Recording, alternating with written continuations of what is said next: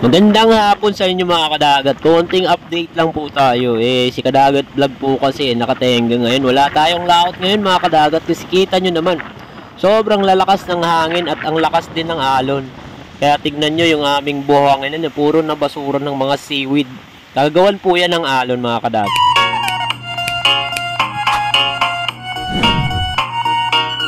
Magandang araw po sa inyo mga Kadagat Vlog. Eto na naman po tayo, muli na naman pong nagbabalik. Eto pala po yung mga dati kong video na naka-stack pa dito sa aking cellphone. Na dati nagbablog po ako, ito pa yung pagdating ko dito, ganito yung panahon. Nakaka-amaze siya mga Kadagat, tingnan nyo naman po. Sobrang planchadong-planchado yung dagat at wala man lang kahangin-hangin. Kaya napakasarap pong mag-vlog ng mga panahon na yun kasi kuha pa lang mga kadagat ng lente ng camera talagang effortless na. Kumbaga hindi mo na kailangang mag-effort pa para po paganda ang yung video dahil dyan pa lang sulit na ang paningin mo. Kung sa bagay mga kadagat vlog wala naman talagang permanente, lalo na kung sa dagat talagang yung weather natin paiba-iba. Ika nga talagang minsan malinaw yung dagat, minsan ang lakas ng alon. Pero wag kayong mag-alala mga kadagat. Ilang araw lang to, linggo, mawawala din yan. Babalik din yan sa normal.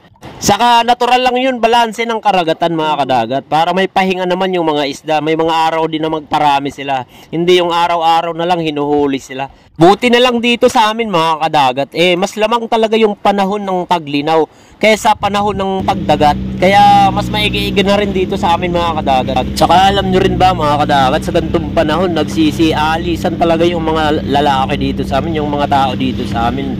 Pumupunta sila ng Maynila syempre para maghanap din ng part-time job. Kung baga habang maalon yung dagat naghahanap sila ng part-time job para naman makasurvive sa buhay mga kadagat, di ba? Pagkagising ko nga mga kadagat, pumunta ako ng tabing dagat para naman magbali-balita. Tapos eto ang napakagandang nakakita ko sa ating mga kababayan.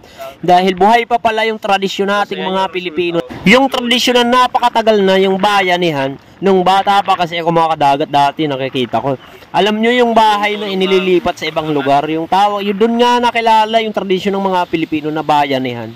Isang araw at kalahati nga halos straight na umulan dito sa amin mga kadagat. Kaya yung baha na galing bundok, inabot yung pinaglalagyan ng motor na yan, kaya ganyan ang sinapit. Aba syempre mga kadagat, sino pa naman ba ang magtutulungan kundi mga kababayan? Ayan mga kabarangay mga kadagat.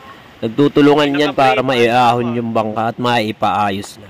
Siyempre naman, oras na rin para aking gantihan yung mga talagang taga-subaybay at taga-share ng aking mga content. Maraming salamat po sa inyo, Delpin Clidoro, Marlin Buhayo, Ramil Gaser, Brian De La Rosa Conmigo, Roa Dacoba, Sherwin Kapindit, Teresa Sedinyon. Big shout out po sa inyo. Maraming salamat po. Napakalaking tulong nyo po para kumalat ang content ni Kadagat Vlog. Kaya more power po sa inyo. God bless.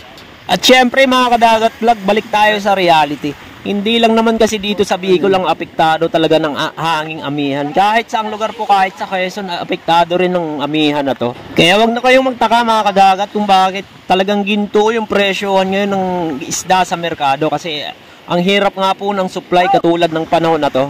Siyempre, eto na rin yung chance ng mga nag-aalaga ng tilapia, bangus, yung mga isdang tabang.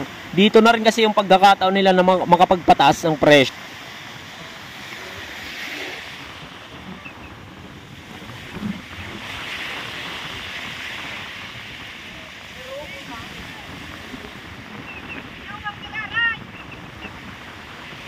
Siyempre mga Kadagat Vlog, hanggang dito na lang po muna ang ating video ngayong araw na ito. Sa mga hindi ko po na shoutout dyan na solid supporters, i-comment nyo po sa baba at sa susunod kong video, kayo naman po ang isa-shoutout ko. Huwag na huwag po kayo magsasawang suportahan ang Kadagat Vlog. God bless po sa inyo.